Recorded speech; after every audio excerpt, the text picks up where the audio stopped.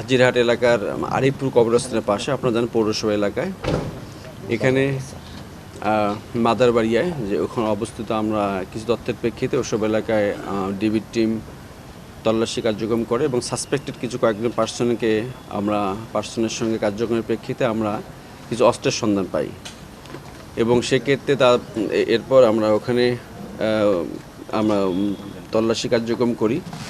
সেখানে আমরা আলী হোসেন, তার বাসা হলো আরিফপুরে, তার কাছে এবং তার দেখানো মতো আপনি দেখতে পাচ্ছেন 4টা অস্ত্র এখানে উদ্ধার করছি। এর মধ্যে 3টা রিভলভার এবং 8টা হলো 1 শুটার গান, পাকিস্তানের তৈরি, আর একটা হলো লোকাল মেড।